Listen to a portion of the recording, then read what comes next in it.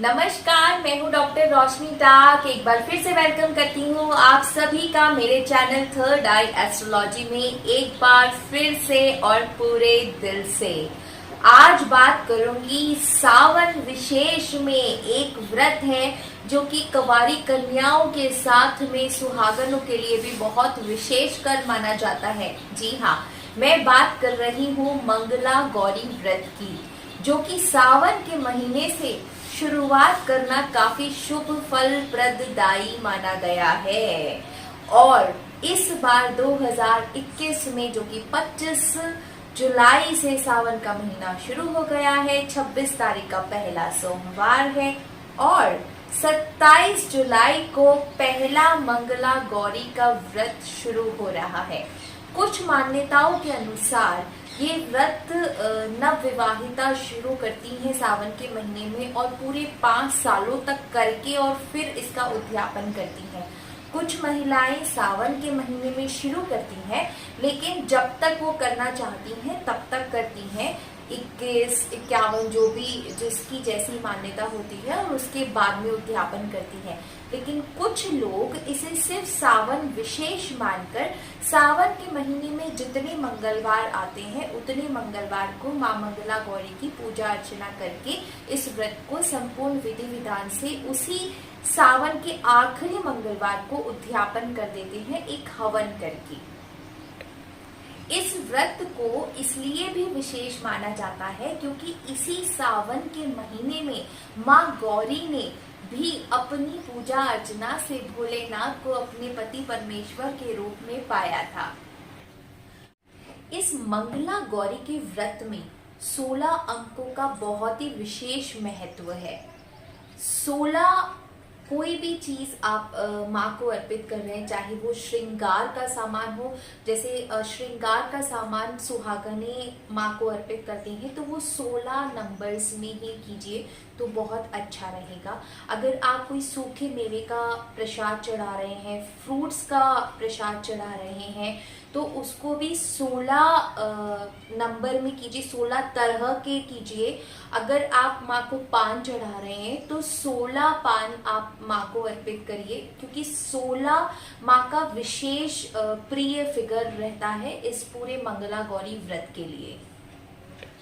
मंगला गौरी का जो व्रत है वो सासू माँ से बहुत इंटरकनेक्टेड जुड़ा हुआ व्रत है।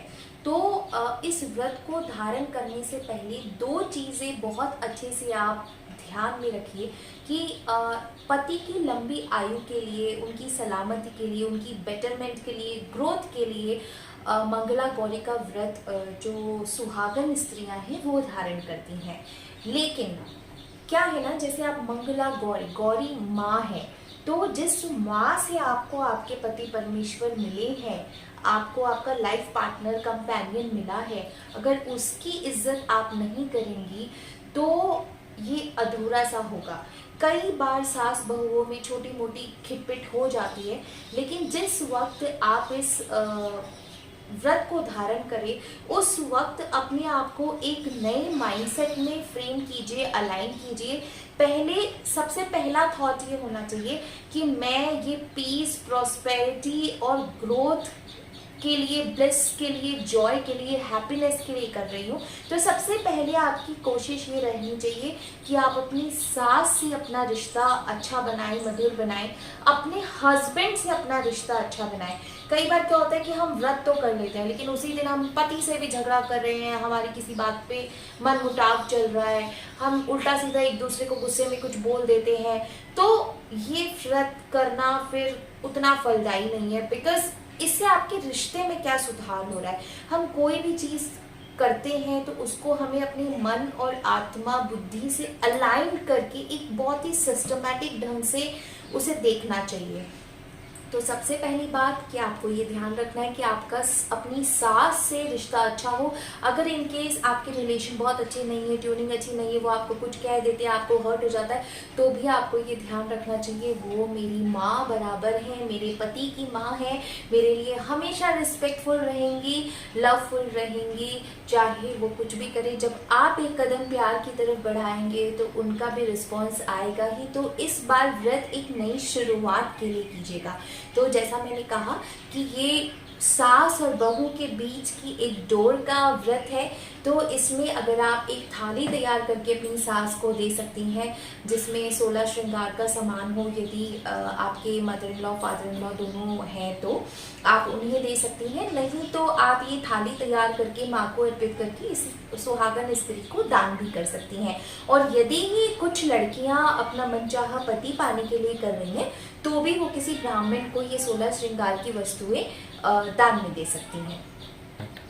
सुबह स्नान करके अपने घर के मंदिर के पास में छोटा सा पाता बिछा के उस पे लाल कपड़ा रख के कोई भी माँ गौरी की मूर्ति या फोटो रख के और उनको आप चुनरी चढ़ाएं, थाली तैयार कर लें, वो लगाएं और उनके सामने मंगला गौरी के पाठ पुस्तक आती है उसमें से देख के आप मंगला गौरी का पाठ करें, व्रत कथा पढ़ें और उसके साथ में एक आटे का बना हुआ दीपक लगाएं माँ के सामने जिसमें 16 बत्तियां हो। आप आटे का दीपक बना के 16 बत्तियां जलाएं, क्योंकि जैसा मैंने पहले बताया कि 16 फिगर का इस व्रत के साथ बहुत अच्छा कोलैबोरेशन है। ओम उमा माहेश्वराय नमः, इस मंत्र का आप अपनी यथास्थिति के अनुसार जाप कर सकते हैं। आप 11 बार भी बोल सकते हैं, 21 बार भी बोल सकते हैं, यदि आप चाहें तो 108 बार एक माला जाप कर सकते हैं, यदि इससे ज़्यादा भी आप कर सकते हैं तो बहुत अच्छी बात है, ये आपकी इंडिविजुअल चॉइस है। इसके अलावा व्रत भी आप किसी भी तरीके से कर सकते हैं, चाहे एक समय भोजन करके करें, चाहे फलाहार करें, जैसी आपकी इच्छा है। आप अपने अकॉर्डिंग, अपनी श्रद्धा के अकॉर्डिंग उसको चूज कर सकते हैं। अगर आपकी कुंडली में मंगल का कोई दोष है या आप मांगलिक या अर्ध मांगलिक हैं तो भी आप माँ गौरा की पूजा कर सकते हैं, इस व्रत को धारण कर सकते हैं। सिर्फ स्त्रियां ही नहीं, यदि आपकी कुंडली में मांगलिक दोष बनता है या आप मांगलिक हैं तो पुरुष भी इस व्रत को धारण कर सकते हैं। इसके साथ ही एक चीज का विशेष कर ध्यान रखें कि आप क्योंकि ये मंगल से रिलेटेड चीज है तो आप अपनी कुंडली का विवेचन किसी पंडित या एस्ट्रोलॉजर से जरूर करवा लें इस व्रत को धारण करने से पहले, क्योंकि यदि आपका मंगल किसी गलत घर में बैठा हुआ है या गलत स्थिति में है तो आपको इस व्रत को धारण करके अच्छाई की जगह मतलब आपके लिए बुरा भी हो सकता है। क्योंकि अगर आप मतलब व्रत धारण करने का मतलब आप अपना मंगल तेज कर रहे हैं, उसकी शांति कर रहे हैं, तो अगर वो गलत जगह पे है तो वो आपके लिए वर्क नहीं करेगा, उल्टा और ज्यादा खराब हो जाएगा। तो जरूर से इस बात का आप ध्यान रखिएगा कि इस व्रत को धारण करने से पहले आप अपनी कुंडली एनालिसिस एक बार किसी पंडित या ज्योतिषी से जरूर करा लीजिएगा। माँ गौरा को आटे का हलवा बेहद पसंद है तो आप माँ को आटे का हलवा बना के अर्पित जरूर करें। आखिरी दिन जिस दिन आप उद्यापन कर रहे हैं उस दिन हवन करें, नारियल और सुपारी को भोग लगाएं, पान के पत्ते माँ को अर्पित करें। गोधूली के समय एक समय माँ की आरती जरूर से करें। किसी भी मंगलवार में माँ को एक चुनरी जरूर अर्पित करें, वो चाहे तो आप अपने घर में भी कर सकते हैं, किसी मंदिर में भी माँ को अर्पित कर सकते हैं। अगर आप अपने घर में कर रहे हैं तो बाद में उसे आप खुद भी इस्तेमाल कर सकते हैं या आप किसी को दान में भी दे सकते हैं। इसी के साथ मैं समझती हूँ कि मैंने सब कुछ ऑलमोस्ट कवर कर दिया है, क्या क्या ज़रूरी नियम होते हैं, क्या क्या किया जाता है, किस वजह से किया जाता है और कौन कौन इसे धारण कर सकते हैं।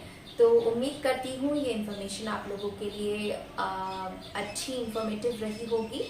अपना रखिए, नेक्स्ट वीडियो तक ढेर सारा ख्याल। आपसे मिलूंगी बहुत जल्दी नेक्स्ट वीडियो में। तब तक के लिए नमस्कार, जय श्री कृष्णा, राधे राधे, हर हर महादेव।